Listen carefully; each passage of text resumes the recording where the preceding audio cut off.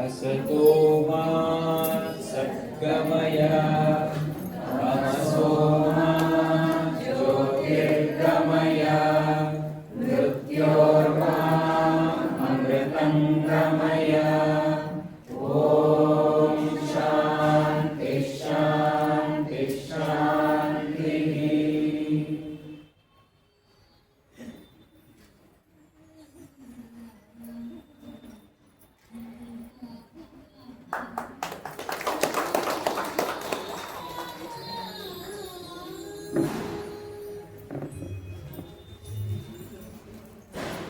ಕಾರ್ಯಕ್ರಮವನ್ನು ಉದ್ಘಾಟಿಸಿ ಕಾರ್ಯಕ್ರಮಕ್ಕೆ ವಿದ್ಯುಕ್ತ ಚಾಲನೆಯನ್ನು ನೀಡಿದಂತಹ ಶ್ರೀಯುತ ಡಾಕ್ಟರ್ ಆರ್ ಲಕ್ಷ್ಮೀನಾರಾಯಣ ಅವರಿಗೆ ಹಾಗೂ ವೇದಿಕೆಯ ಎಲ್ಲ ಗಣ್ಯರಿಗೆ ಧನ್ಯವಾದಗಳನ್ನು ಸಮರ್ಪಣೆ ಮಾಡ್ತಾ ಇದ್ದೇನೆ. ಕಾರ್ಯಕ್ರಮದ ಉದ್ಘಾಟನೆಯನ್ನು ನಡೆಸಿಕೊಟ್ಟಂತಹ ಶ್ರೀಯುತ ಡಾಕ್ಟರ್ ಆರ್ ಲಕ್ಷ್ಮೀನಾರಾಯಣ ಅವರು ಉದ್ಘಾಟನಾ ನುಡಿಗಳನ್ನು ಆಡಬೇಕು ಅಂತ ಹೇಳಿ ಅವರಲ್ಲಿ ವಿನಂತಿ ಮಾಡಿಕೊಳ್ತಾ ಇದ್ದೇನೆ.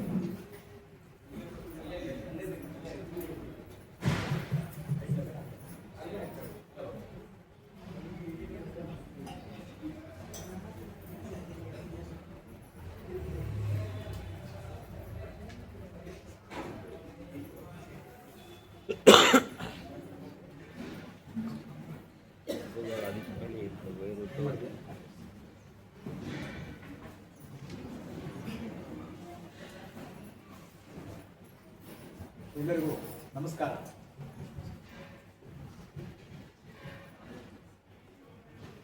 ಗಮಕ ಭಾರತಿ ಚಾರಿಟಬಲ್ ಟ್ರಸ್ಟ್ ತುಮಕೂರು ಮತ್ತು ಕರ್ನಾಟಕ ಗಮಕ ಕಲಾ ಪರಿಷತ್ತು ಬೆಂಗಳೂರಿನ ರಾಜ್ಯ ಮಟ್ಟದ ಸಮಿತಿಯ ಜಿಲ್ಲಾ ಸಮಿತಿ ತುಮಕೂರಿನವರು ಮತ್ತು ಸಂಸ್ಕಾರ ಭಾರತಿ ಕರ್ನಾಟಕ ಬೆಂಗಳೂರು ಮಹಾನಗರ ಸಮಿತಿ ಇವರು ಸೇರಿ ಸಂಯುಕ್ತಾಶ್ರಮದಲ್ಲಿ ಈ ಗಮಕ ಹಬ್ಬವನ್ನು ಇಲ್ಲಿ ಆಯೋಜಿಸಿರ್ತಕ್ಕಂಥದ್ದು ತುಂಬ ಸಂತಸ ಸಂಗತಿ. ಈಗಾಗಲೇ ಹಲವಾರು ವರ್ಷಗಳಿಂದ ಈ ಗಮಕ ಹಬ್ಬವನ್ನು ತುಂಬ ಚೆನ್ನಾಗಿ ನೋಡಿದವರು ಕೇಳಿದವರು ಅದನ್ನು ಪ್ರಶಂಸೆ ಮಾಡೋ ರೀತಿಯಲ್ಲಿ ನಡೆಸ್ಕೊಂಡ್ಬರ್ತಾ ಇದೆ ಅನ್ನೋದು ನಾನು ಕೇಳಿದ್ದೀನಿ. ಮತ್ತು ಅದಕ್ಕಾಗಿ ಎಲ್ಲ ಸಂಬಂಧಪಟ್ಟಂಥವರು ಎಲ್ರಿಗೂ ಕೂಡ ನಾನು ಅಭಿನಂದಿಸ್ತೀನಿ. ಮೊದಲೇ ಮುಖ್ಯವಾಗಿ ನಾನು ಇಲ್ಲಿಯವನೇ ಆದ್ದರಿಂದ ನನಗೆ ಇಲ್ಲಿ ಸಮಾರಂಭಕ್ಕೆ ಬಂದಿರೋದು ಅಂತಂದರೆ ನನ್ನ ಮನೆಗೆ ನಾನು ಬಂದಾಗ ತವ್ರ ಮನೆಗೆ ಬಂದಷ್ಟು ಸಂತೋಷ ನನಗೆ. ಇಲ್ಲಿಯೇ ಸೋಮೇಶ್ವರಪುರದಲ್ಲಿ ಒಂದು 8 ವರ್ಷ ಮತ್ತು SIT ಬಡಾವಣೆಯಲ್ಲಿ ಒಂದು 5-6 ವರ್ಷ ಇದ್ದು ನಾನು ಆಮೇಲೆ ನಂತರ ಕೋಲಾರ ಬೆಂಗಳೂರಿಗೆ ಹೋಗಿ ಬೆಂಗಳೂರಿನಲ್ಲಿ ಸೇರಿ ಮತ್ತು ಇದಕ್ಕೆ ಈ ಗಮಕ ಕಲೆಗೂ ಮತ್ತು ನನಗೂ ಒಂದು ರೀತಿಯಲ್ಲಿ ಭಾಳ ಹತ್ತಿರ ಸಂಬಂಧ ಇದೆ. ಯಾಕೆ ನಾವು ಸಾಹಿತ್ಯದವರು ಗಮಕ ಸಂಬಂಧಪಟ್ಟದ್ದೇನೆ. ಅದಕ್ಕಿಂತ ಹೆಚ್ಚಾಗಿ ನಮ್ಮ ತಂದೆಯವರು ಗಮಕ ತರಗತಿಗಳನ್ನು ನಡೆಸ್ತಾ ಇದ್ದಾರೆ ಮತ್ತು ನಮ್ಮ ದೊಡ್ಡಪ್ಪ ಕುಮಾರವ್ಯಾಸ ಭಾರತಕ್ಕೆ ತಮ್ಮ ಜೀವಮಾನವನ್ನು ಮೀಸಲಾಗಿಟ್ಟಿದ್ದವರು. ಅವರಿಗೆ ಕುಮಾರವ್ಯಾಸ ಭಾರತ ವಾಚೋ ವಿಧೇಯವಾಗಿದೆ, ಎಲ್ಲವನ್ನು ಕೂಡ ಬಾಯಲ್ಲೇ ಹೇಳುವಂಥ ಸಾಮರ್ಥ್ಯ ಇತ್ತವರಿಗೆ. ತುಮಕೂರು ಸುತ್ತ ಊರಿಕೆರೆ ಹನುಮಂತರಾಯರು ಅಂದರೆ ಅವರು ಭಾಳ ಹೆಸರುವಾಸಿಯಾಗಿದ್ದಂಥವ್ರು. ಹೀಗಾಗಿ ಇಂಥ ಒಂದು ಕಾರ್ಯಕ್ರಮಕ್ಕೆ ನಾನು ಬರ್ತಾ ಇರೋದು ನನಗೆ ವೈಯಕ್ತಿಕವಾಗಿ ತುಂಬ ಸಂತೋಷವನ್ನು ಕೊಟ್ಟಿದೆ. ಕಳೆದ ತಿಂಗಳು ನಾನು ರಾಜಾಜಿನಗರದಲ್ಲೂ ಕೂಡ ಅಲ್ಲಿಯ ವಾಗ್ದೇವಿ ಗಮಕ ಕಲಾ ಪರಿಷತ್ತು ಅದರ ಉದ್ಘಾಟನೆ ಸಮಾರಂಭದಲ್ಲೂ ಕೂಡ ನಾನು ಇರುವಂಥ ಸಂದರ್ಭ ಒದಗಿ ಬಂದಿತ್ತು. ಇದು ಈಗಾಗಲೇ ಈ ಪ್ರಾಸ್ತಾವಿಕವಾದಂಥ ಮಾತುಗಳನ್ನ ಆಡದಂಥವ್ರು ಈಗ ನಾನು ಹೇಳಬೇಕಾದಂಥ ಅನೇಕ ಮಾತುಗಳನ್ನ ಹೇಳಿದ್ದಾರೆ. KS ನರಸಿಂಹಸ್ವಾಮಿ ಅವ್ರದ್ದು ಒಂದು ಪದ್ಯದ ಸಾಲಿದೆ, ಅದನ್ನು ಹೇಳಿ ನನ್ನ ಮಾತನ್ನು ಪ್ರಾರಂಭಿಸ್ತೇನೆ. ಏನಂದರೆ, ನಾನು ಕವಿ ಕಣೋ ಮಹಾಕವಿ, ಪಠ್ಯ ಪುಸ್ತಕಗಳಲ್ಲಿ ಜೀವಂತ ಅಂತ ಬಹಳ ವ್ಯಂಗ್ಯವಾಗಿ ಹೇಳಿರೋದು. ಯಾಕೆಂದರೆ ಬಹಳ ದೊಡ್ಡ ದೊಡ್ಡ ಕವಿಗಳು, ಅತ್ಯಂತ ಶ್ರೇಷ್ಠ ಪ್ರತಿಭಾನ್ವಿತ ಕವಿಗಳಾದರೂ ಕೂಡ ಅವ್ರನ್ನ ಓದ್ತಾ ಇದ್ದಂಥವ್ರು, ನಮ್ಮಲ್ಲಿ ಗ್ರಂಥವನ್ನು ಓದ್ತಾ ಇದ್ದಂಥವ್ರ ಸಂಖ್ಯೆ ಎಲ್ಲ ಕಾಲದಲ್ಲೂ ಕಡಿಮೆನೇ ಇತ್ತು. ಈಗಲೂ ಅಂಥ ಸಂಖ್ಯೆ ಕಡಿಮೆನೇ ಇದೆ. ಪಂಪ, ನನ್ನ, ಜನ್ನ, ನೇಮಿಚಂದ್ರ ಮುಂತಾದಂಥ ಕವಿಗಳನ್ನು, ಚಂಪು ಕವಿಗಳನ್ನಂತೂ ಓದೋದು ಬಹಳ ಕಡಿಮೆ. ಯಾರು ಓದ್ತಾ ಇದ್ರು? ಹಾಗಾದ್ರೆ ಓದ್ತಾ ಇದ್ದಾರೆ ಅಂದರೆ ಪಠ್ಯ ಪುಸ್ತಕಗಳಾಗಿ ಪ್ರಿಸ್ಕ್ರೈಬ್ ಮಾಡಿದಾಗ ವಿಧಿ ಇಲ್ಲದೆ ಓದ್ತಾರೆ. ಹಾಗೆ ಆ ಥರ ಇದ್ದಂಥದ್ದು. ಆದರೆ ಕೆಲವೇ ಜನ ಓದು ಬರಹ ಬಲ್ಲಂಥವ್ರು ಮತ್ತು ಅಂಥವ್ರು ಮಾತ್ರ ಓದ್ತಾ ಇದ್ದಂಥ ಸ್ಥಿತಿ ಇತ್ತಲ್ಲ ಮಹಾಕಾವ್ಯಗಳಿಗೆ ಅಂತ ದೊಡ್ಡ ಪ್ರತಿಭಾನ್ವಿತರು. ಕನ್ನಡ 2000 ವರ್ಷಗಳ ಪರಂಪರೆ ಇರತಕ್ಕಂಥ ಕನ್ನಡ ಎಂಥ ದೊಡ್ಡ ದೊಡ್ಡ ಕವಿಗಳು, ಪಂಪ, ರನ್ನ ಮುಂತಾದಂಥ ಕವಿಗಳು ಬಹಳ ದೊಡ್ಡವರು. ಅವರು ಕೂಡ ಆ ಸ್ಥಾನದಲ್ಲಿ ಪಂಡಿತ ಮಂಡಳಿಯ ನಡುವೆ ತಮ್ಮ ಕಾವ್ಯಗಳನ್ನ ಮಂಡಿಸ್ತಾ ಇದ್ರು. ಅಷ್ಟು ಬಿಟ್ರೆ ಜನಸಾಮಾನ್ಯರು ತಲುಪಲಿಲ್ಲ. 1000 ವರ್ಷ ಕಳೆದ್ರೂ ಕೂಡ ನಮ್ಮ ವಿದ್ವತ್ ವಲಯದಲ್ಲಿ ಪಂಪ ಜೀವಂತನಾಗಿದ್ರು ಕೂಡ ಜನಸಾಮಾನ್ಯರು ತಲುಪಿರಲಿಲ್ಲ. ಹಾಗಾಗಿ ಅದನ್ನ ನರಸಿಂಹಸ್ವಾಮಿಯವರು ಹೇಳಬೇಕಾಯ್ತು. ಅದನ್ನ ಪಠ್ಯ ಪುಸ್ತಕವಾಗಿ ಇಟ್ಟಾಗ ನಾನು ಜೀವಂತ ಮಹಾಕವಿಗಳು ಪಠ್ಯ ಪುಸ್ತಕಗಳಲ್ಲಿ ಜೀವಂತ ಅಂತ. ಹಾಗಲ್ಲದೆ ಜನತೆಯ ಮಹಾಕವಿಗಳಾಗಿ ಇದ್ದಂಥವ್ರನ್ನ ಅಥವಾ ಹಾಗೆ ಮಾಡಿದಂಥವ್ರು ಮಹಾಕವಿಗಳು ನಡುಗನ್ನಡ ಕಾಲದಲ್ಲಿ ಬಂದಂತಹ ನಮ್ಮ ಷಟ್ಪದಿ ಕವಿಗಳು ಏನಿದ್ದಾರೆ ಅವರೆಲ್ಲರನ್ನೂ ಕೂಡ ಮನೆ ಮನೆಗೆ ತಲುಪಿಸಿ ಇವತ್ತು ಪಂಪ ಭಾರತದ ಪ್ರತಿಗಳು ನಮಗೆ ಎರಡು ಅರ್ಧ ಅಷ್ಟೇ ಸಿಕ್ಕಿರೋದು, ಜಾಸ್ತಿ ಸಿಕ್ಕಿಲ್ಲ. ಕುಮಾರವ್ಯಾಸ ಭಾರತದ ಪ್ರತಿಗಳು 100 ಹಸ್ತ ಪ್ರತಿಗಳು. ಅವುಗಳನ್ನ ಇಟ್ಕೊಂಡು ಗ್ರಂಥ ಸಂಪಾದನೆ ಮಾಡೋರಿಗೆ ತಲೆ ಕೆಟ್ಟು ಹೋಗೋಷ್ಟು. ಯಾಕೆಂದ್ರೆ ಒಂದು ಕಾವ್ಯ ಜನಪ್ರಿಯ ಆಯಿತು ಅಂತ ಹೇಳಿದ್ರೆ ಅದನ್ನ ಅನೇಕರು ಅದರಲ್ಲಿ ತಮ್ಮದನ್ನು ಸೇರಿಸ್ಬಿಡ್ತಾರೆ, ಬೇಕಾದಷ್ಟು ಸೇರಿಸ್ಬಿಡ್ತಾರೆ. ನಿಜವಾದ ಕವಿ ಪಾಠ ಯಾವುದು ಅಂತ ಹುಡುಕಿ ತೆಗೆಯೋದು ಕಷ್ಟ ಆಗಿದೆ. ಕುಮಾರವ್ಯಾಸ ಭಾರತದಲ್ಲೇನೆ ಸುಭದ್ರೆ ಮಗನನ್ನು ಕಳ್ಕೊಂಡಂತ ಸುಭದ್ರೆ ಅಭಿಮನ್ಯುವನ್ನು ಕಳ್ಕೊಂಡಾಗ ಶೋಕ ಪಡ್ತಕ್ಕಂಥ ಒಂದು ಸಂದರ್ಭ ಇದೆ. ಅದನ್ನ ಆ ಸಂದರ್ಭದಲ್ಲಿ ಯಾರೋ ಒಬ್ಬ ಹಸ್ತ ಪ್ರತಿಕಾರ ಹರಿಶ್ಚಂದ್ರ ಕಾವ್ಯದಲ್ಲಿರುವಂಥ ಲೋಹಿತಾಶ್ವರನ್ನು ಕಳ್ಕೊಂಡಂತ ಚಂದ್ರಮತಿ ಪಡುವಂತ ದುಃಖ ಇದೆಯಲ್ಲ, ಶೋಕ, ರಗಳೆ, ಮಂದಾಲಿನ ರಗಳೆಲಿದೆ. ಅದು ಏವೇನ್ ಮಗನೇ ಮಗನೇ ಸಾವೇ ಕಾಯಿ ತೆರೆ ಚೆನ್ನಿಗನೆ ಅಂತ ಪ್ರಾರಂಭ ಆಗುತ್ತೆ. ಬಹಳ ಚೆನ್ನಾಗಿದೆ. ಅದನ್ನು ಸೇರಿಸ್ಬಿಟ್ಟಿದ್ದಾನೆ. ರಾಘವಾಂಕನು ರಗಳೆ ಕವಿ ಅಲ್ಲ, ಅವ್ರ ಸೋದರ ಮಾವ ರಗಳೆ ಕವಿ. ಅವನ ರಗಳೆಗಳು ಬೇಕಾದಷ್ಟು ಬರೆದವನು. ಆದರೆ ಅವನಿಗೆ ಅದ್ರ ಗೊತ್ತಿತ್ತು ಚೆನ್ನಾಗಿ. ಸೊಗಸಾದ ಆ ತಾಯಿ ಮಗನನ್ನು ಕಳ್ಕೊಂಡಂತಹ ತಾಯಿಯ ದುಃಖ ಏನು ಅಂತ ಅದು ಕುಮಾರವ್ಯಾಸ ರಗಳೆ ಕಡೆ ನೋಡಲೇ ಇಲ್ಲ. ಅವನು ಷಟ್ಪದಿ ಕವಿ. ಆ ಷಟ್ಪದಿ ಕವಿಯಲ್ಲಿ ಈ ಸೇರಿಸ್ಬಿಟ್ಟಿದ್ದಾನೆ ನಾವು. ಯಾಕೆಂದ್ರೆ ಜನಪ್ರಿಯ ಕಾವ್ಯಗಳು ಅಷ್ಟು ಜನಪ್ರಿಯವಾಗಿತ್ತು. ಅಷ್ಟು ಮಟ್ಟಿಗೆ ಇಡೀ ಭಾರತ, ಅದು ಕುಮಾರವ್ಯಾಸ ಭಾರತ ಕರ್ನಾಟಕದಾದ್ಯಂತ ಜನರ ಮನೆಗಳಿಗೆ ತಲುಪೋದಕ್ಕೆ ಹೇಗೆ ಸಾಧ್ಯ ಆಯಿತು ಅಂತಂದ್ರೆ ಕುಮಾರವ್ಯಾಸರಲ್ಲಿ ಮಹಾ ಪ್ರತಿಭೆ ಇತ್ತು. ರೂಪಕ ಸಾಮ್ರಾಜ್ಯ ಚಕ್ರವರ್ತಿ ಅಂತ ರಂಗಣ್ಣವ್ರು ಗುರುತಿಸಿ ಹೇಳಿದ್ರು. ಅದಕ್ಕೆ ಮುಂಚೆ ಅವರು ರೂಪಕ ಸಾಮ್ರಾಜ್ಯ ಚಕ್ರವರ್ತಿ ಹಾಗೆ ಇತ್ತು. ಎಲ್ಲರಿಗೂ ನಮಸ್ಕಾರ. ಗಮಕ ಹಬ್ಬ 2026ಕ್ಕೆ ನಾವೆಲ್ಲ ಸಂಪನ್ನ ಆಗಿದ್ದೀವಿ. ಅಂದರೆ 26 ವರ್ಷಗಳ ಕಾಲ ಗಮಕ ಹಬ್ಬವನ್ನು ನಡೆಸಿ 22ನೇ ವರ್ಷಕ್ಕೆ ಕಾಲಿಟ್ಟಿದ್ದೇವೆ. ಗಮಕ ಹಬ್ಬ ಅಂತ ಅಂದರೆ ನಮಗೊಂದು ರೀತಿ ತಪಸ್ಸದು. ಏಕೆಂದರೆ ನಮ್ಮ ಗುರುಗಳಾದ ಪರಮ ಗುರುಗಳಾದಂಥ ಶ್ರೀಮತಿ ತುಮಕೂರು ಸುನಂದಮ್ಮನವರು ಶಿಷ್ಯ ಪರಂಪರೆಯನ್ನು ಇಲ್ಲಿ ಪ್ರಾರಂಭಿಸಿ ಬಹುಶಃ ಕರ್ನಾಟಕದಲ್ಲಿ ಗಮಕ ಅಂದರೆ ತುಮಕೂರು ಅಂತ ಹೇಳುವಂಥ ಒಂದು ವಾತಾವರಣ ನಿರ್ಮಾಣ ಮಾಡಿದೆ. ನಮಗೆ ಗೊತ್ತಿದೆ, ತುಮಕೂರಿಗೆ ಮುಂಚೆ ನಾವು ಶಿವಮೊಗ್ಗ ಜಿಲ್ಲೆಯ ಹೊಸಹಳ್ಳಿ ಮತ್ತು ಮತ್ತೂರು ಗಮಕ ಗ್ರಾಮ ಅಂತ ಹೇಳ್ತಾ ಇದ್ವಿ. ಯಾಕೆಂದರೆ ಅಲ್ಲಿ ಮನೆ ಮನೆಯಲ್ಲೂ ಗಮಕಿಗಳು. ಆ ಒಂದು ನದಿ ತೀರದ ಒಂದು ಸಂಸ್ಕೃತಿಯಲ್ಲಿ ಎಲ್ಲರೂ ಸಹ ಗಮಕಿಗಳನ್ನು ನಾವು ನೋಡ್ತಾ ಇದ್ವಿ. ಆದರೆ ಇತ್ತೀಚಿನ ದಿನಗಳಲ್ಲಿ ಅಲ್ಲಿ ಸ್ವಲ್ಪ ಮಟ್ಟಿಗೆ ಗಮಕ ಕಡಿಮೆ ಆಗಿದೆ. ಅದು ತುಮಕೂರಿನಲ್ಲಿ ಯಾವುದು ಸಹ ಭತ್ತದ ಚಿಲುಮೆಯಂತೆ ಗಮಕ ನಿರಂತರವಾಗಿ ಹರಿತಾ ಇದೆ. 52 ವರ್ಷಗಳ ಹಿಂದೆ ಕರ್ನಾಟಕ ಗಮಕ ಕಲಾ ಪರಿಷತ್ತು ಇಲ್ಲಿ ಪ್ರಾರಂಭ ಆಗಿ ತನ್ನ ಚಟುವಟಿಕೆಗಳನ್ನು ಪ್ರಾರಂಭ ಮಾಡ್ತಾರೆ. ಇದಕ್ಕೆ ಮೂಲ ಪುರುಷರು ಅಂತ ಹೇಳಿ ನಮ್ಮ ವಿದ್ವಾನ್ ಎನ್ ಸಿದ್ಧಗಂಗದೇವರು.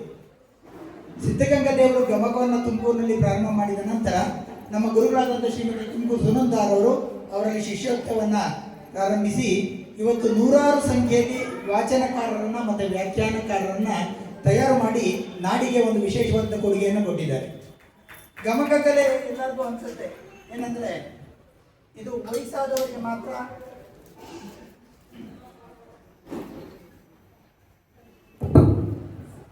ವಯಸ್ಸಾದವರಿಗೆ ಮಾತ್ರ ಇದು ಕಲೆ. ಯಾರೋ ಸ್ವಲ್ಪ ರಿಟೈರ್ ಆದಂಥವರು ಹಣ್ಣು ಮುದುಕರು ಬಂದು ಕೂತ್ಕೊಂಡು ಕೇಳಬೇಕು. ಸೊ ಹುಡುಗರಿಗೆ ಇದು ಬೇಕಿಲ್ಲ. ರಾಮಾಯಣ ಮಹಾಭಾರತ ಎಲ್ಲ ದೊಡ್ಡ ಪುರಾಣಗಳು, ಈ ಒಂದು ಮನೋಭಾವ ಇತ್ತೀಚಿನ ಜನಾಂಗದಲ್ಲಿ ಹೆಚ್ಚಿನ ರೀತಿಯಲ್ಲಿ ನಾವು ಕಾಣ್ತೇವೆ. ಆದರೆ ಒಂದನ್ನು ಅರ್ಥ ಮಾಡ್ಕೊಳ್ಬೇಕಾದದ್ದು ನಮ್ಮ ಯುವ ಪೀಳಿಗೆ ಮತ್ತು ನಮ್ಮ ಜನ ಏನಂತ ಹೇಳಿದರೆ, ಯಾವುದೇ ಕಾವ್ಯದಲ್ಲಿ ವಿಶೇಷವಾಗಿ ರಾಮಾಯಣ ಮತ್ತು ಮಹಾಭಾರತ ಇಡೀ ಜಗತ್ತಿನ 2 ಕಣ್ಣುಗಳು ಅಂತ ನಾವು ಹೇಳ್ತೇವೆ. ಈ ಕಾವ್ಯಗಳಲ್ಲಿ ಹೇಳಿರ್ತಕ್ಕಂಥದ್ದು ಯಾವುದು ಹೊಸದಲ್ಲ, ಎಲ್ಲವೂ ಸಹ ಇವತ್ತು ನಡೀತಾ ಇದೆ. ರಾಜಕೀಯ ನೋಡಿರ್ಬೋದು ನೀವು. ರಾಜಕಾರಣದಲ್ಲಿ ನಾವು ಅವರು ಸೀಟ್ಗೆ ಒದ್ದಾಡುವಂಥದ್ದು ನೋಡಿದರೆ ಮಹಾಭಾರತದಲ್ಲಿ ರಾಜಕೀಯ ಎಲ್ಲದಕ್ಕಿಂತ ಹೆಚ್ಚಾಗಿ ಇಡೀ ಜಗತ್ತಿನಲ್ಲಿ ಚತುರ ರಾಜಕಾರಣಿ ಅಂದರೆ ಶ್ರೀಕೃಷ್ಣ ಪರಮಾತ್ಮ ಅಂತ ಹೇಳಿ ಅವರು ಮಾಡಿದಂಥ ರಾಜಕಾರಣ ಯಾರಿಗೂ ಮಾಡೋಕ್ಕಾಗೋದಿಲ್ಲ. ಸೊ ಅಂಥ ಒಂದು ಕಾವ್ಯ ಪರಂಪರೆ ನಮಗಿದೆ. ಕವಿಗಳು, ಪ್ರಾಚೀನ ಕವಿಗಳು, ದಾಸರು, ಶರಣರು, ಜಾನಪದರು ಎಲ್ಲ ಕೊಟ್ಟಂಥ ಕಾವ್ಯಗಳನ್ನು ಜನಮನಕ್ಕೆ ಮುಟ್ಟಿಸುವಂಥ ಕೆಲಸವನ್ನು ನಿರಂತರವಾಗಿ ಗಮಕಿಗಳು ಮಾಡ್ತಾ ಇದ್ದಾರೆ. ಕವಿ ಸತ್ತಿರಬಹುದು, ಆದರೆ ಸತ್ತಂಥ ಕವಿಯನ್ನು ಮತ್ತೆ ಜೀವಂತಗೊಳಿಸುವಂಥ ಕೆಲಸವನ್ನು ನಿರಂತರವಾಗಿ ಗಮಕ ಕಲಾ ಪರಿಷತ್ ಮಾಡ್ತಾ ಇದೆ, ಗಮಕಿಗಳು ಮಾಡ್ತಾ ಇದ್ದಾರೆ. ನಾವು ನಮ್ಮ ಮನೆಗಳಲ್ಲಿ ನೋಡಿದ್ದೀವಿ, ರಾಮಾಯಣ ಮಹಾಭಾರತ ಪುಸ್ತಕನ ತುಂಬ ಅಚ್ಚುಕಟ್ಟಾಗಿ ಚೆನ್ನಾಗಿ ಶೋಕೇಸ್ನಲ್ಲಿ ಕಾಣೋ ಹಾಗೆ 16 ಸಂಪುಟ 32 ಸಂಪುಟ ಎಲ್ಲ ಹೇಳಿ ಯಾರಾದರೂ ಬಂದರೆ ನೋಡಿ ನಾನು ಇಷ್ಟು ಕಲೆಕ್ಟ್ ಮಾಡಿದ್ದೀನಿ ಅಂತ, ಅದರಲ್ಲಿ ಒಂದು ಪೇಜು ಸಹ ನಾವು ತೆರೆದು ನೋಡಿರೋದಿಲ್ಲ. ಸೊ ಈ ಒಂದು ವಾತಾವರಣದಲ್ಲಿ ಗಮಕಿಗಳನ್ನು ಈ ನಿಟ್ಟಿನಲ್ಲಿ ಈ ನಮ್ಮ ದೇಶದಲ್ಲಿ ಅನಕ್ಷರತೆ ಹೆಚ್ಚಾಗಿರುವಂಥ ದೇಶದಲ್ಲಿ ಕಾವ್ಯಗಳು ಜನರನ್ನು ತಲುಪಬೇಕು ಅಂತಂದರೆ ಅದು ಗಮಕಿಗಳಿಂದ. ಅದರ ಕವಿ, ಗಮಕಿ, ವಾದಿ, ವಾಗ್ಮಿ ಈ 4 ಜನ ಯಾವಾಗ ಜೊತೆಲೇ ಇರ್ತಾ ಇದ್ರು. ರಾಜರ ಆಸ್ಥಾನದಲ್ಲೂ ಕೂಡ ಕವಿಗಳು, ಗಮಕಿಗಳು ಜೊತೆಯಲ್ಲೇ ಯಾವಾಗಲೂ ಇರ್ತಾ ಇದ್ರು. ಆ ಕವಿಗಳನ್ನ ಅಷ್ಟರ ಮಟ್ಟಿಗೆ ಅವರ ಕಾವ್ಯಗಳನ್ನ ತಮ್ಮದು ಅಂತ ತಿಳ್ಕೊಂಡ್ರ ಮಟ್ಟಿಗೆ ಅದನ್ನ ಪ್ರೀತಿಸಿ ಜನಗಳಿಗೆ ತಲುಪಿಸ್ತಾ ಇದ್ದಂಥವ್ರು. ಹಾಗಾಗಿ ಮುಂದೆ ನಾನು ಹೇಳಿದಾಗ ನಡೆದ ಕಾಲದಲ್ಲಿ ಷಟ್ಪದಿ ಸಾಮ್ರಾಜ್ಯ 19ನೇ ಶತಮಾನದವರೆಗೂ, ಸುಮಾರು 14ನೇ ಶತಮಾನದಿಂದ 19ನೇ ಶತಮಾನದವರೆಗೂ ಕೂಡ ಷಟ್ಪದಿ ಸಾಮ್ರಾಜ್ಯ. ಆಗ ಗಮಕ ಕಲೆಗೆ ಯಾವ ಕಾಲದಲ್ಲೂ ಇಲ್ಲದೆ ಇರುವಂಥ ಜವಾಬ್ದಾರಿ ಬಂತು. ಬಹಳ ಮುಖ್ಯವಾದ ಈ ಹಾಡು ಗಬ್ಬಗಳನ್ನು ಜನರ ನಡುವೆ ತಗೊಂಡು ಹೋಗಿ ಅದನ್ನು ಜನಮನಕ್ಕೆ ಮುಂದಿಡುವಂಥ ಕೆಲಸವನ್ನು ಅವತ್ತಿನಿಂದಲೂ ಕೂಡ ಮಾಡ್ಕೊಂಡು ಬಂದಿದೆ. ಹಾಗಾಗಿ ಅಪೂರ್ವ ಕಲೆಯಿಂದಾಗಿಯೇ ನಮ್ಮ ಎಲ್ಲ ಕವಿಗಳು, ಷಟ್ಪದಿ ಕವಿಗಳು, ಕುಮಾರವ್ಯಾಸ, ರಾಘವಾಂಕ, ಲಕ್ಷ್ಮೀಶ ಇವರುಗಳು ಕರ್ನಾಟಕದ ಜನರ ಮನೆಗಳನ್ನು ತಲುಪಿದ್ರು. ಹಾಗಾಗಿ ನಾವು ಇವತ್ತು ಕೂಡ ಜೀವಂತವಾಗಿ ಉಳಿದುಕೊಳ್ಳೋದಕ್ಕೆ ಸಾಧ್ಯ ಆಗುತ್ತೆ. ಹಳ್ಳಿಗಳಲ್ಲಿ ಅಲ್ಪ ಸ್ವಲ್ಪ ಓದು ಬರಹ ಬರುವಂಥವ್ರು ಕೂಡ ಅದನ್ನ ಓದ್ತಾ ಇದ್ರು. ನಮ್ಮೂರಿನೆಲ್ಲ ನಾನು ನೋಡಿದ್ದೀನಿ, ಅವರು ಜೈನಿ ಭಾರತ ಇಟ್ಕೊಂಡು ಮನೆಗಳು ಓದ್ತಾ ಇದ್ದಂಥದ್ದು. ಮಾಸ್ತಿಗಳು ಅಂತ ಹೇಳ್ತಾರೆ, ಒಂದು ಸಭೆಯಲ್ಲಿ ಯಾರೋ ಒಬ್ರು ಬೆಂಗಳೂರಿಂದ ಬಂದಂಥ ವಿದ್ವಾಂಸರು ಜೈನಿ ಭಾರತದ ಒಂದು ಪದ್ಯವನ್ನು ಹೇಳಿದ್ರಂಥವ್ರು. ಆಗ ಕೂತ್ಕೊಂಡಿದ್ದಂಥ ಸಭಿಕರಲ್ಲೊಬ್ರು ಹಳ್ಳಿಯವರು, ನೀವು ಹೇಳ್ತಾ ಇರೋದು ತಪ್ಪಿದೆ, ಕವಿ ಹೇಳಿದ ಸಾಲ ಇದಲ್ಲ ಹೀಗೆ ಅಂತ ಅವ್ರು ತಿದ್ತಾರೆ. ಅವ್ರು ಹೇಗೆ ತಿದ್ದಿದ್ರು ಅಂದ್ರೆ ಅಷ್ಟರ ಮಟ್ಟಿಗೆ ಮನೆ ಅವರೇನು ಗ್ರಂಥಾಲಯ ಓದಿರ್ತಿದ್ರು ಅಂತಲ್ಲ, ಆದರೆ ಈ ಗಮಕಿಗಳ ಮುಖಾಂತರ, ವ್ಯಾಖ್ಯಾನ ಮುಖಾಂತರ ಅವ್ರಿಗೆ ಅದನ್ನ ಅಷ್ಟರ ಮಟ್ಟಿಗೆ ಬಾಯ್ಪಾಠ ಆಗಿತ್ತು, ಅವರು ತಿದ್ದಿದ್ರು. ಸೊ ಇಷ್ಟರ ಮಟ್ಟಿಗೆ ಆಗಿತ್ತು. ಹಾಗಾಗಿ ಒಬ್ಬ ಈ ಏನಿದೆ ಅದು ಸಾಮಾನ್ಯ ಜನರ ಮನಸ್ಸನ್ನು ಕೂಡ ಸೂರ್ಯ ಹೋಯ್ದಂಥ ಕವಿಗಳು. ಆ ಸೂರ್ಯ ಹೋಯೋದಕ್ಕೆ ಕಾರಣರಾದಂಥವ್ರು, ಕವಿಗಳನ್ನ ಜೀವಂತವಾಗಿ ಉಳಿಸಿದಂಥವ್ರು ಗಮಕಿಗಳು. ಹಾಗಾಗಿ ಗಮಕ ಕಲೆ ನಮ್ಮಲ್ಲಿ ಪ್ರಾಚೀನವಾದಂಥ ಕಲೆಯಾಗಿ ಇವತ್ತು ಕೂಡ ನವೋನವೀನವಾಗಿದ್ದು ಜನರ ಮನಸ್ಸನ್ನು ಸೆಳೀತಾ ಇದೆ. ಸಾಹಿತ್ಯವನ್ನು ಜನರಿಗೆ ತಗೊಂಡು ನಮ್ಮ ಸಮಾಜದ ಎಳೆಯರು ಮತ್ತು ಯುವಕರು ಅದನ್ನು ಓದುವುದನ್ನು ತುಂಬ ಕಡಿಮೆ ಮಾಡಿ ಈ ಮೊಬೈಲ್ ನೋಡೋದ್ರಲ್ಲೇ ಈಗ ಕಾಲ ಕಳೆದು ಹೋಗ್ತಾ ಇದೆ ಅಂತ ಎಲ್ಲರೂ ಕೂಡ ತಲೆ ಕೆಡಿಸ್ಕೊಳ್ತಾ ಇರ್ತಕ್ಕಂಥ ಈ ಕಾಲದಲ್ಲಿ ಹೀಗಾಗಿ ಇವತ್ತು ಏನಾಗಿದೆ, ಉದಾತ್ತ ಮೌಲ್ಯಗಳಿಲ್ಲದೇನೆ ಇರುವಂಥ ಒಂದು ಆಘಾತಕಾರಿ ಸ್ಥಿತಿಯನ್ನು ನಮ್ಮ ಸಮಾಜ ತಲುಪ್ತಾ ಇದೆ. ಅದನ್ನು ನೋಡಿದ್ರೆ ಒಂದು ರೀತಿ ಆತಂಕ. ಹಾಗಾಗಿ ಎಲ್ಲ ಕಾಲಕ್ಕೂ ಕೂಡ ಈ ಸಮಾಜವನ್ನು ಮುನ್ನಡೆಸುವಂಥವು ಕೆಲವು ಮೌಲ್ಯಗಳಿರುತ್ತೆ, ವ್ಯಾಲ್ಯೂಸ್ ಆಫ್ ಲೈಫ್. ಮೌಲ್ಯಗಳು ಕಾಲಕ್ಕೆ ಬದಲಾಗ್ತಿರ್ತಾರೆ. ಯಾವುದೋ ಒಂದು ಕಾಲಕ್ಕೆ ಶ್ರೇಷ್ಠವಾದ ಮೌಲ್ಯವಾಗಿದ್ದಂಥದ್ದು ಇನ್ನೊಂದು ಕಾಲಕ್ಕೆ ಶ್ರೇಷ್ಠವಾದ ಮೌಲ್ಯ ಆಗದೇ ಇರ್ಬೋದು. ಆದರೆ ಕೆಲವು ಶಾಶ್ವತ ಮೌಲ್ಯಗಳಿದ್ದಾವೆ, ಎಟರ್ನಲ್ ವ್ಯಾಲ್ಯೂಸ್ ಅಂತ ಹೇಳ್ತೀವಿ. ಸಮಾಜ ಎಷ್ಟೇ ಬದಲಾದರೂ ಕೂಡ ಆ ಎಟರ್ನಲ್ ವ್ಯಾಲ್ಯೂಸನ್ನ ಉಳಿಸ್ಕೊಂಡ್ ಬರಬೇಕಾಗುತ್ತೆ, ಉಳಿಸ್ಕೊಂಡ್ ಬರುತ್ತೆ ಸಮಾಜ. ಯಾವುದೇ ಒಂದು ಜವಾಬ್ದಾರಿ ಸಮಾಜ ಅದನ್ನ ಉದಾರತೆ, ಮಾನವ ದಯಾಮೃತ, ಮಿಲ್ಕ್ ಆಫ್ ಹ್ಯೂಮನ್ ಕೈಂಡ್ನೆಸ್, ಅದು ಪರಸ್ಪರ ಗೌರವ, ಅಭಿಮಾನ, ಪ್ರೀತಿ, ಸತ್ಯ, ಪ್ರಾಮಾಣಿಕತೆ, ಯಾವುದು ಒಳ್ಳೆಯದು ಮತ್ತು ಯಾವುದು ಕೆಟ್ಟದು, ಈ ಸದಸದ್ ವಿವೇಕ, ಇದನ್ನೆಲ್ಲವನ್ನು ಕೂಡ ಅದು ಬರೋದು ಹೇಗೆ ಅಂತಂದ್ರೆ ಅದೇ ಬರೋದು ಏನಂತಂದ್ರೆ ಕಾವ್ಯಗಳನ್ನು ಕೇಳೋದ್ರಿಂದ, ಸಾಹಿತ್ಯವನ್ನು ಓದೋದ್ರಿಂದ, ಜನರ ಬದುಕನ್ನು ಒಳ್ಳೆ ಉತ್ತಮವಾಗಿ ಬದುಕ್ತಾ ಇರ್ತಕ್ಕಂಥ ರೀತಿಯಲ್ಲಿ ಇರ್ತಕ್ಕಂಥವ್ರು ಜನರ ಜೀವನವನ್ನ ನೋಡೋದ್ರಿಂದ ಬರ್ತದೆ. ಹಾಗಾಗಿ ಉತ್ತಮ ಸಾಹಿತ್ಯವನ್ನ ಓದೋದು, ಉತ್ತಮವಾದ ಮಹಾಕಾವ್ಯಗಳು ಅದು ಬದುಕಿಗೆ ಬೇಕಾಗಿರುವಂಥ ಬೀಜವಾಕ್ಯಗಳನ್ನ, ಮೌಲ್ಯಗಳನ್ನ ನಮಗೆ ಕಲಿಸುತ್ತೆ, ಬೀಜವಾಕ್ಯಗಳನ್ನು ಕಲಿಸುತ್ತೆ. ಕವಿರಾಜ ಮಾರ್ಗದಲ್ಲಿ ಹೇಳ್ತಾನೆ, ಪಾಪಮಿದು, ಪುಣ್ಯಮಿದು, ಹಿತರೂಪಮಿದು, ಅಹಿತ ಪ್ರಕಾರಮಿದು, ದುಃಖೋಪಾತ್ತವಿದೆ ಎಂದು ಅರಿಪುಗುಮ್ಮ ಆ ಕವಿ ಪ್ರಧಾನರ ಕಾವ್ಯಗಳಂತ ಕವಿರಾಜ ಮಾರ್ಗಕಾರ ಶ್ರೀ ವಿಜಯ ಬಹಳ ಹಿಂದೆನೆ. ಸಾಹಿತ್ಯ ಹೃದಯವನ್ನು ಬದಲಾಯಿಸಲ್ಲ, ಇರುವ ಹೃದಯವನ್ನೇ ಪರಿವರ್ತನೆ ಮಾಡುತ್ತೆ. ಹಾಗಾಗಿ ಸಾಹಿತ್ಯಕ್ಕೆ ಹೃದಯ ಪರಿವರ್ತನೆ ಮಾಡುವಂಥ ಶಕ್ತಿ ಸಾಹಿತ್ಯಕ್ಕಿದೆ. ಆ ಕೆಲಸವನ್ನ ನಿರಂತರವಾಗಿ ಎಲ್ಲ ಕವಿಗಳು ಕೂಡ ಎಲ್ಲ ಕಾಲದಲ್ಲೂ ಕೂಡ ಆ ಮೌಲ್ಯಗಳನ್ನು ಬಿತ್ತುವಂಥ ಕೆಲಸವನ್ನ ಮಾಡ್ತಾ ಇದ್ದಾರೆ. ಗಾಂಧಿಯವರಿಗೆ ಹರಿಶ್ಚಂದ್ರನ ನಾಟಕ ನೋಡಿ ಅವರಿಗೆ ಸತ್ಯವನ್ನ ಏನು ಜೀವನದ ಮೌಲ್ಯವಾಗಿ ಹಿಡಿಯೋದಕ್ಕೆ ಅದೊಂದು ಸತ್ಪ್ರೇರಣೆಯನ್ನು ಕೊಡ್ತು ಅಂತ ನಾವು ಓದಿದ್ವಿ. ನಾವು ಹರಿಶ್ಚಂದ್ರ ನಾಟಕವನ್ನು ನೋಡಿದಾಗ ರಾಮಾಯಣ ಮಹಾಭಾರತಗಳು ನಮ್ಮೆದುರು ಪ್ರಸ್ತುತಪಡಿಸೋದಂಥ ಆದರ್ಶ ವ್ಯಕ್ತಿಗಳನ್ನೇ. ಅದೆಲ್ಲನೂ ಕೂಡ ವ್ಯಾಸ ಮಹಾಭಾರತ ಅಥವಾ ವಾಲ್ಮೀಕಿ ರಾಮಾಯಣ ಮೂಲದಲ್ಲಿ ಓದಿದಂತಹ ಸಂಖ್ಯೆ ತುಂಬಾ ಕಡಿಮೆನೇ ಇದೆ. ಆದರೆ ಪರಂಪರೆಯಿಂದ ಎಷ್ಟು ಮಟ್ಟಿಗೆ ಅವು ರಾಷ್ಟ್ರೀಯ ಮಹಾಕಾವ್ಯಗಳು ಜನಮನದಲ್ಲಿ ಹೇಗೆ ಬೇರೂರು ಬಿಟ್ಟಿದೆ ಅಂತಂದ್ರೆ ಅದನ್ನೆಲ್ಲಾನು ಕೂಡ ನಮ್ಮ ದೇಶ ಭಾಷೆಗಳಲ್ಲಿ ಇರ್ತಕ್ಕಂಥ ದೊಡ್ಡ ದೊಡ್ಡ ಕವಿಗಳು ತಮ್ಮ ಭಾಷೆಗಳಲ್ಲಿ ಅದನ್ನ ಬಹಳ ಸೊಗಸಾಗಿ ಮತ್ತೆ ಅದನ್ನ ಪರಿವರ್ತನೆ ಮಾಡಿ ತಂದುದ್ರಿಂದ ಅದು ಜನರ ಮನಸ್ಸನ್ನು ತಲುಪಿದೆ. ಅದಕ್ಕಿಂತ ಹೆಚ್ಚಾಗಿ ಜನರ ಮನಸ್ಸಿಗೆ ತಲುಪುವ ಹಾಗೆ ನಮ್ಮ ಎಲ್ಲ ಕವಿಗಳು ವಿದ್ವಾಂಸರು ಎಲ್ಲ ಕಾಲದಲ್ಲೂ ಕೂಡ ಮಾಡ್ಕೊಂಡು ಬಂದಿದ್ದಾರೆ. ಆ ದಾರಿಯಲ್ಲಾದರೂ ಅದರಿಂದ ಈ ಅಂತಹ ಆದರ್ಶ ವ್ಯಕ್ತಿಗಳನ್ನೇ ನಾವು ರಾಮಾಯಣ ಮಹಾಭಾರತಗಳಲ್ಲಿ ನೋಡ್ತೀವಿ. ನಾವು ಕೊನೆ ಪಕ್ಷ ನಮಗೆ ಆ ದಾರಿಯಲ್ಲಿ ಪೂರ್ತಿ ನಡೆಯೋದಕ್ಕೆ ಆದರ್ಶವನ್ನು ತಲುಪೋದಕ್ಕೆ ಸಾಧ್ಯವಾಗಲಿಲ್ಲ ಅಂತ ಅನ್ನೋದು ಕೂಡ ಕೊನೆ ಪಕ್ಷ ಆ ದಾರಿಯಲ್ಲಿ 4 ಹೆಜ್ಜೆ ಹಾಕಿ ಮುಂದಕ್ಕೆ ಹೋದ್ರೆ ಅದೇ ಒಂಥರ ಸಾರ್ಥಕ. ಈಗ ಕುಮಾರವ್ಯಾಸ ಭಾರತ ಅದು ಒಂದು ಹೇಗೆ ಅಂದ್ರೆ ಆಲ್ ಟೈಮ್ ಗ್ರೇಟ್ ಪೊಯೆಟ್ ಅವನು, ಸಾರ್ವಕಾಲಿಕ ಮಹಾಕವಿ ಅಂತ ದೊಡ್ಡ ಕವಿ ಅವನು, ಎಲ್ಲ ಕಾಲಕ್ಕೂ ಮಹಾಕವಿ ಆದ ಈ ವ್ಯಾಸ ಭಾರತವನ್ನೇ ಅದರ ಬೇರೆ ಬೇರೆ ಪ್ರಸಂಗಗಳನ್ನ ನೀವು ಈ ಒಂದು ವಾರ ಸಪ್ತಾಹದಲ್ಲಿ ಅದನ್ನು ಇಟ್ಕೊಂಡಿದ್ದೀರಿ. ತುಂಬಾ ಸಂತೋಷ ಸಂಖ್ಯೆ. ಎಷ್ಟು ಮಟ್ಟಿಗೆ ಅಂದ್ರೆ ವ್ಯಾಸ ಭಾರತವನ್ನ ಪಂಪ ಭಾರತವನ್ನ ಮರೆಸಿದಂಥವನು ಕುಮಾರವ್ಯಾಸ. ಉತ್ತರ ಪೌರುಷ ಒಲೆ ಮುಂದೆ ನನ್ನ ಪೌರುಷ ಎಲೆ ಮುಂದೆ ಅನ್ನೋ ಗಾದೆ ಇದೆಯಲ್ಲ, ಆ ಗಾದೆ ಬಂದದ್ದೇ ಕುಮಾರವ್ಯಾಸ ಭಾರತದಿಂದ. ಅಷ್ಟರ ಮಟ್ಟಿಗೆ ಉತ್ತರನ ಪಾತ್ರ ಮಹಾಭಾರತದಲ್ಲಿ ಬರೋದಿಲ್ಲ, ಆ ಥರ ಇಲ್ಲವೇ ಇಲ್ಲ. ಅದನ್ನು ಅತ್ಯಂತ ಜೀವಂತವಾಗಿ ಚಿತ್ರಿಸಿರ್ತಕ್ಕಂಥವನು ಕುಮಾರವ್ಯಾಸ. ಹಾಗಾಗಿ ಕುಮಾರವ್ಯಾಸ ಭಾರತದಿಂದಾಗಿ ಆ ಗಾದೆ ಹುಟ್ಕೊಳ್ಳೋಷ್ಟು ಮಟ್ಟಿಗೆ ಜನರ ಮನಸ್ಸನ್ನು ತಲುಪಿದ್ದ ಕುಮಾರವ್ಯಾಸ ಅಂತಂದ್ರೆ ಅದಕ್ಕೆ ಸಾಮಾನ್ಯವಾದಲ್ಲ. ಅವನ ಕಾವ್ಯದಲ್ಲ ಸಾಮರ್ಥ್ಯ ಇತ್ತು, ಕವಿಯಲ್ಲ ಪ್ರತಿಭೆ ಇತ್ತು ಅನ್ನೋದು ಒಂದು. ಗಗನವೀತನ ನಾಭಿ ದಶದಿಕ್ಕುಗಳು ಕಿವಿ ಪಡಿಲೋಕ ವಿಮಲಾಂಗ್ರಿಗಳು ಧ್ರುವನಿ ಮೇರು ಭಾಗ ಮುರಾಂತಕನ ಮುಕುಟ. ಹಾಗೆ ಜಗದಗಳ ಮುಗಿಲಗಳ ನಿಗೆಯಗಳ ನಿಮ್ಮಗಳ ಪಾತಾಳದಿಂದ ಅತ್ತತ್ತ ನಿಮ್ಮ ಶ್ರೀಚರಣ, ಬ್ರಹ್ಮಾಂಡದಿಂದ ಅತ್ತತ್ತ ನಿಮ್ಮ ಶ್ರೀ ಮುಕುಟ, ಅಗಮ್ಯ ಅಗೋಚರ ಅಪ್ರತಿಮ ಲಿಂಗವೇ ಎನ್ನ ಕರಸ್ಥಳಕ್ಕೆ ಬಂದು ಚುಡುಕಾದಿರಯ್ಯ ಅಂತ ಬಸವಣ್ಣವ್ರು ಹೇಳ್ತಾರಲ್ಲ, ಅದನ್ನು ಕುಮಾರವ್ಯಾಸ ಅವನ ಷಟ್ಪದಿ ಹೇಳ್ತಾನೆ ಅಷ್ಟು ಚೆನ್ನಾಗಿ. ಗಗನವೀತನ ನಾಭಿ ದಶದಿಕ್ಕುಗಳು ಕಿವಿ, ಏನು ಅದ್ಭುತವಾದ ಕಾಸ್ಮಿಕ್ ವಿಷನ್ ಕೊಡ್ತಾರೆ. ಪಡಿಲೋಕ ವಿಮಲಾಂಗ್ರಿಗಳು ಧ್ರುವನಿ ಮೇಲು ಭಾಗ ಮುರಾಂತಕನ ಮುಕುಟ. ಹಾಗೆ ಸೊ ಇವತ್ತು ಎಲ್ಲಿ ನೋಡಿದ್ರು ಕೂಡ ಇವತ್ತು ಭಾರತೀಯ ಸಮಾಜದಲ್ಲಿ ಹಿಂಸೆ, ಪರಸ್ಪರ ದ್ವೇಷ, ಜಗಳ, ಬೈಗಳ, ಕತ್ತಿ ಮಸಿಯೋದು ಇದೇ ನಡೀತಾ ಇದೆ. ಅಂತಃಕಲಹ ನಮ್ಗೇನು ಹೊಸದಲ್ಲ. ದಿನ ಬೆಳಗಾಗ ಅಂತಃಕಲಹಗಳು ಜಾತಿಗಳ ಮಧ್ಯೆ, ಸ್ಮಾರ್ತರು ಮಹಾತ್ಮರ ಮಧ್ಯೆ ಜಗಳ ಇತ್ತೀಚೆಗೆ ಶುರುವಾಗಿದ್ದೇ ಬರೋದು ನೋಡ್ತಾ ಇದ್ದೇನೆ ನೀವು ಅಲ್ವಾ. ಹಿಂದೂ ಸಮಾಜದಲ್ಲೇನೆ ಜಾತಿಗಳ ಮಧ್ಯೆ, ಬ್ರಾಹ್ಮಣರಲ್ಲೇನೆ ಸ್ಮಾರ್ತರು ಮಹಾತ್ಮರ ಮಧ್ಯೆ ಏನು ಕತ್ತಿ ಹಿಡ್ಕೊಂಡು ಕಾಡಿಗೆ ನಿಂತು ಬಿಟ್ಟಿದ್ದಾರೆ.